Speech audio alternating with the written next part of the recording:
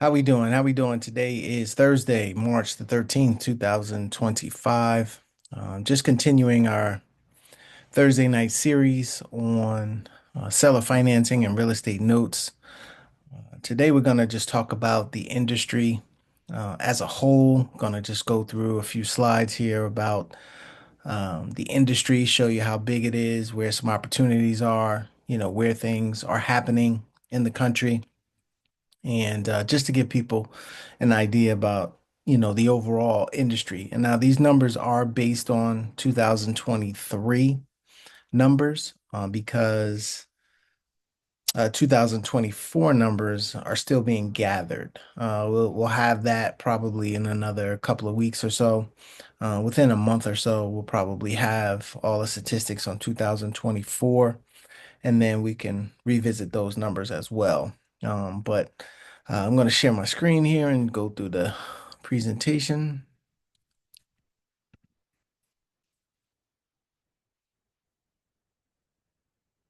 So, what we're going to cover here is the key seller financing trends in 2023, average note amount and loan to values, note creation by property type, um, the 10 states that make up 67% of the volume, comparing mom and pop to seller financing pros and what is happening in 2024.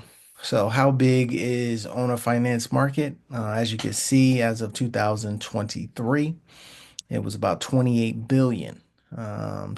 And it's over 125 billion over the last 5 years. So each year, it has been steadily growing, and looks like that trend is going to continue. Um, So the key takeaways here from 2023, the trends in owner financing is $28 billion dollars. It was up from 22.5 billion. So that's almost a 25% increase. So as you can see, this is becoming more and more prevalent, as, time goes on here. So by count, there's about 89,733 transactions that went for seller financing. That's throughout the country, up, just a little over 6,000 from 2022. The top five states are Texas, Florida, California, North Carolina, and Georgia. And residential and commercial had the highest increases in owner financing. So, what's behind the increase? 2023 was the slowest year for U.S. home sales in nearly 30 years. And here's a quote. The National Association of Realtors said Friday that existing home sales totaled just over 4 million last year, an 18% decline from 2022. That is the weakest year for home sales since 1995. Last year's home sales slump echoes the nearly 18% annual decline in 2022 when it dropped to just over 5 million. So, the chart here just shows how the home sales have been declining. I could imagine 2024 is not going to be that much more, if it is more at all. It'll probably come in the same or maybe slightly under that 4.09 million home sales. So you can see where the trend is heading.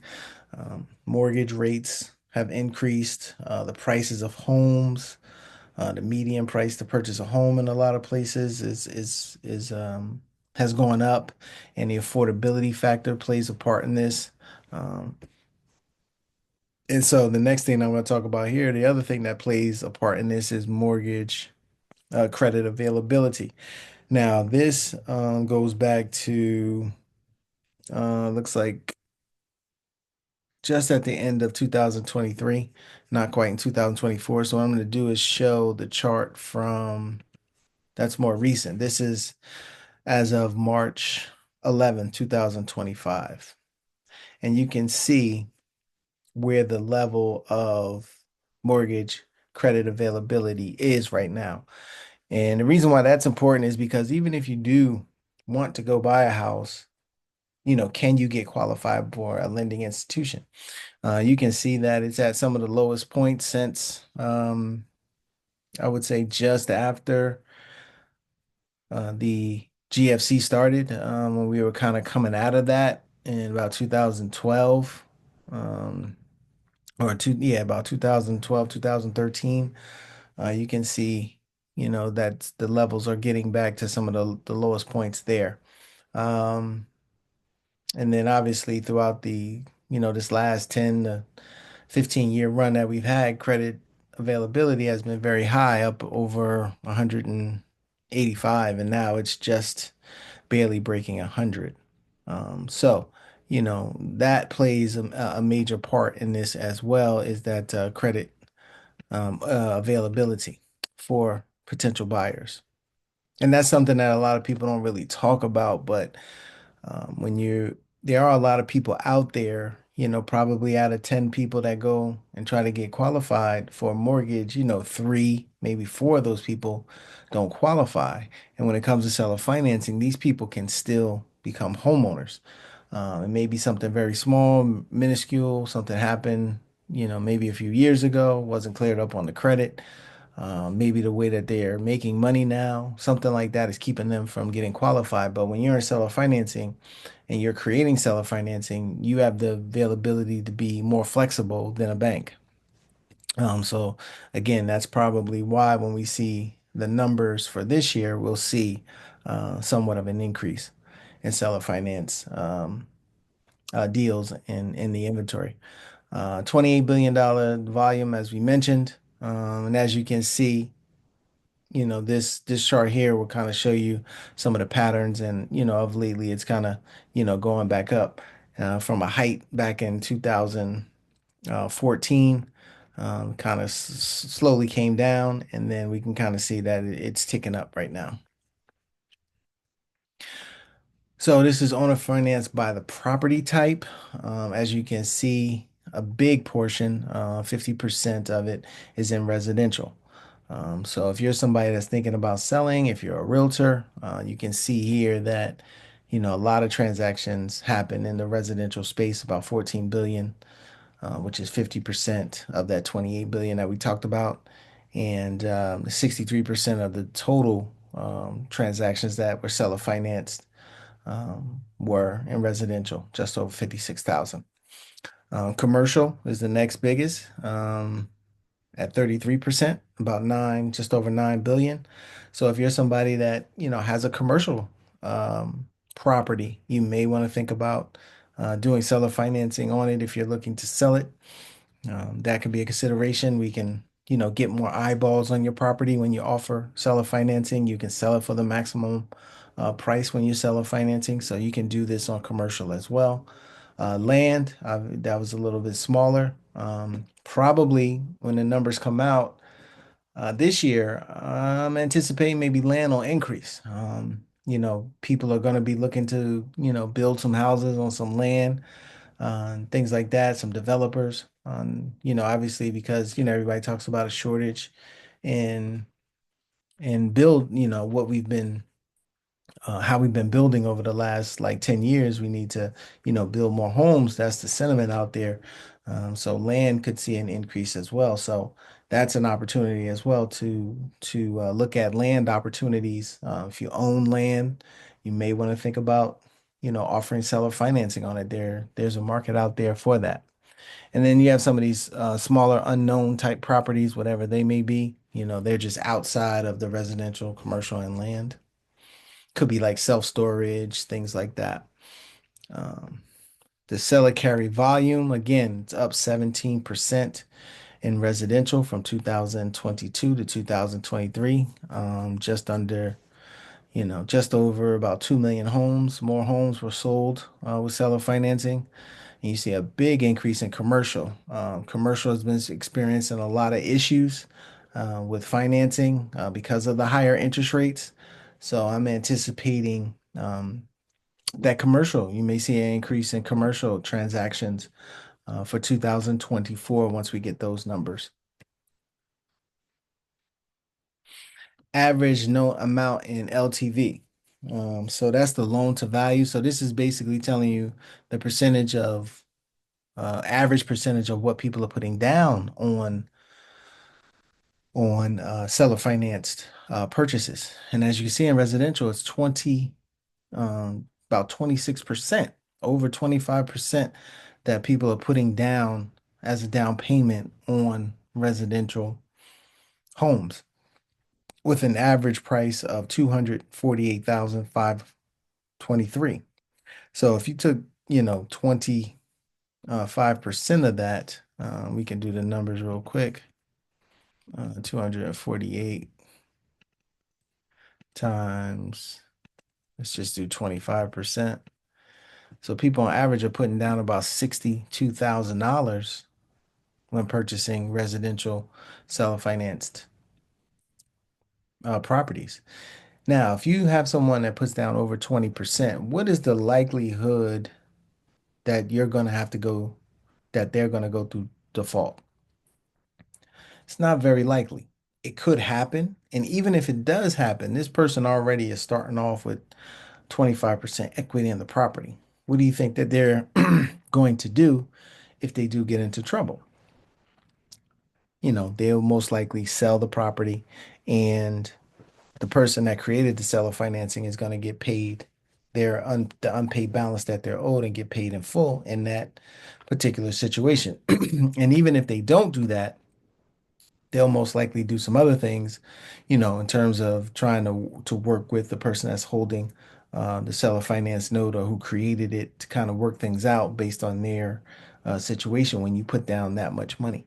If you look in commercial, average sale price here, 613,000 dollars, and people are putting down about 72%. So let's look at that. 613,000.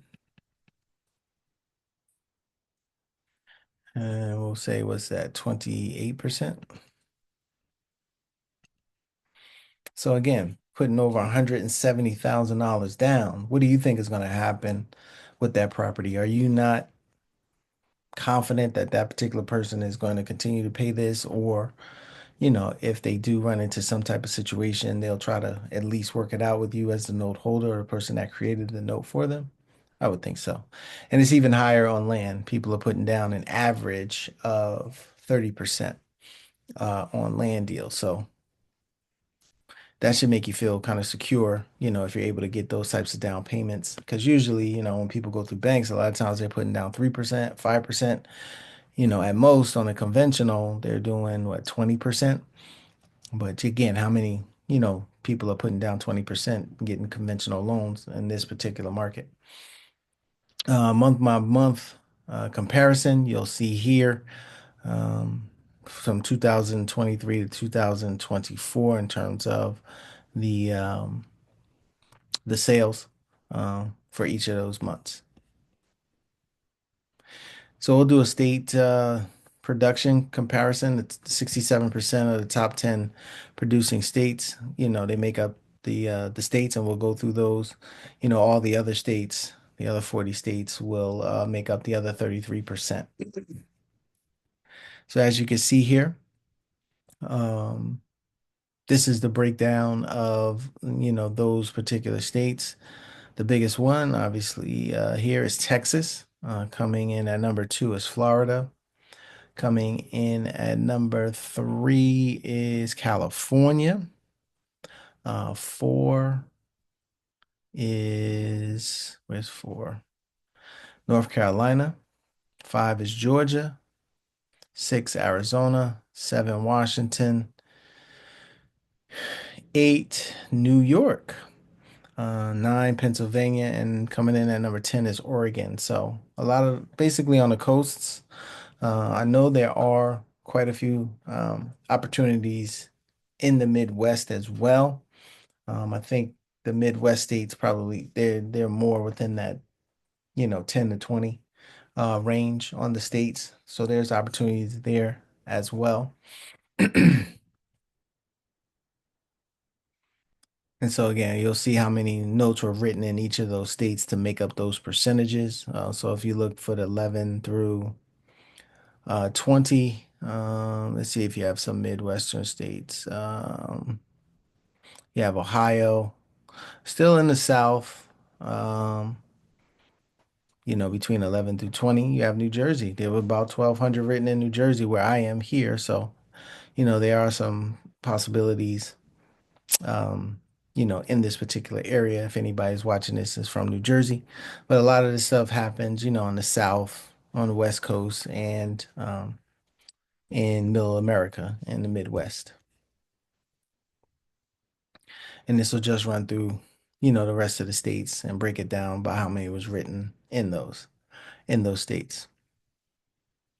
Expanded data by state. You can see Alabama, the count was in 2022, and you can see the increases in most of the states. Alaska went down a little bit, Arizona about the same, increase in Arkansas. So you can just go down the line here, a nice little increase in California.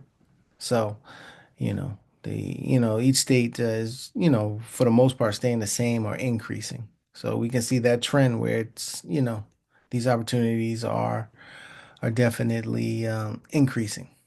So the types of note creators, like who are writing these notes.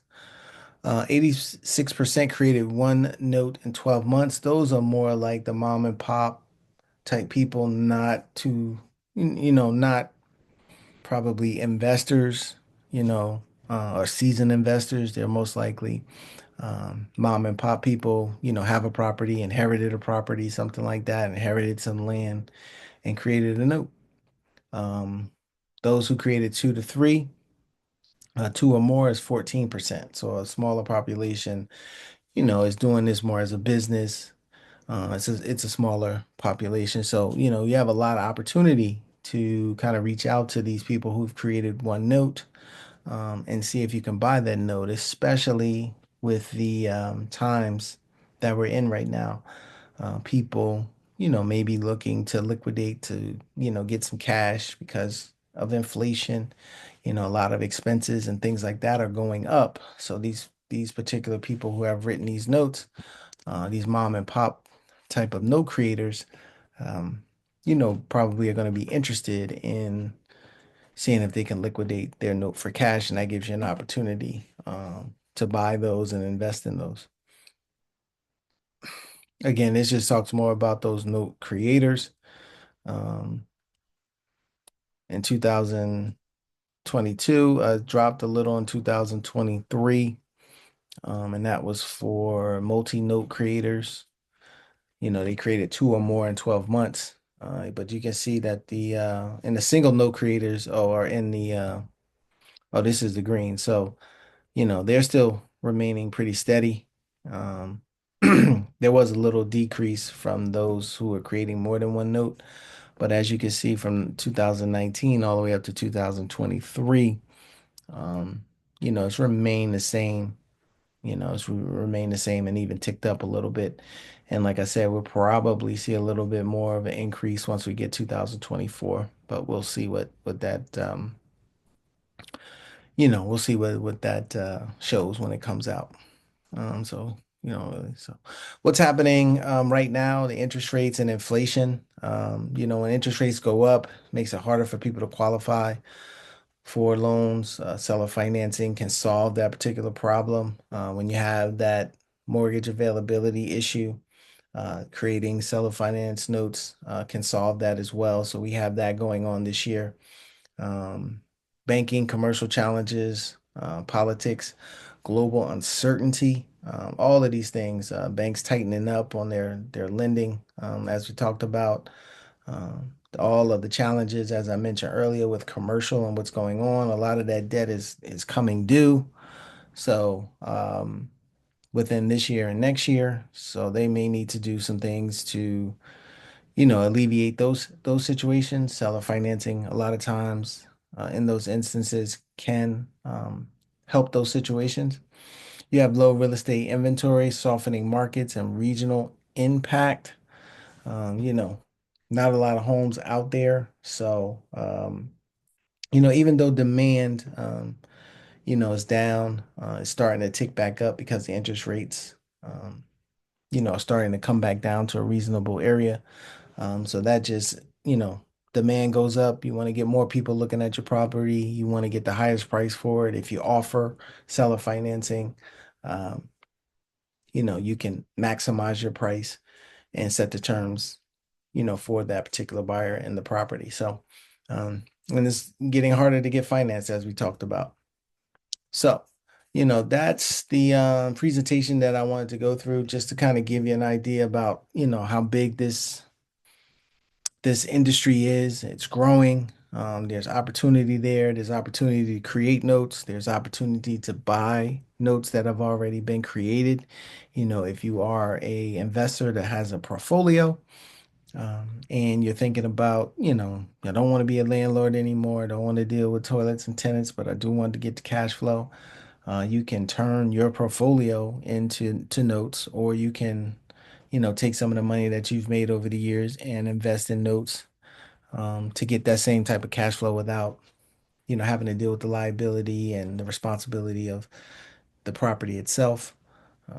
Realtors, again, if you have sellers that, you know, this may fit. It's not for every seller, but there are a lot of instances where this can be offered to a seller that makes sense for them. If they're stuck on their price, if you're starting to have to starting to have to possibly reduce the asking price, you may want to offer seller financing and see what type of interest that brings to the property, and be able to still get that maximum price that you're looking for the property. Um, if somebody has a tax issue, as a realtor, if you're talking to somebody and they're worried about capital gains tax, doing, selling the property with seller financing helps alleviate that problem. You would want to talk to a tax advisor or somebody that prepares, does the financial planning for that particular seller, and have them talk through it. But this could definitely help with that. Or, again, a lot of people have a lot of equity, $200,000, 175,000. They don't necessarily need all of that money in their bank account. They don't have something that they need to take all that money and put it towards. So they may want to, approach the sale of this particular property as an investment, where you could take some of the equity. You saw some of the down payments that people are putting to get into these properties. Maybe they can take that as, some of the equity, and then create the note where they're gaining interest on that note that they've written. So they're actually selling the property for more, over time, and then they're also able to get a monthly check as well that could help with, their income needs on a monthly basis. So realtors, this is something that, again, it could be for a seller. So, uh, and buyers, as you can see, there is an appetite for buyers out here that can't get qualified to be able to still be homeowners, and you can do that through seller financing. So that's it for tonight. We'll be back next Thursday. If you have any questions or comments, please post them. Next week, we'll be talking about the 10 best tips for seller financing. We'll be going through that list. We'll probably break it up, five one week and five another, the week after. So we'll be talking about that. That's what we're doing. Just focusing on getting this information out to people about seller financing and real estate notes, and hopefully, more people take advantage of the opportunity. So if you have any questions, please post it. If you want to see the replay, it'll be at Abundant Capital Group's YouTube channel. All right. Have a great day.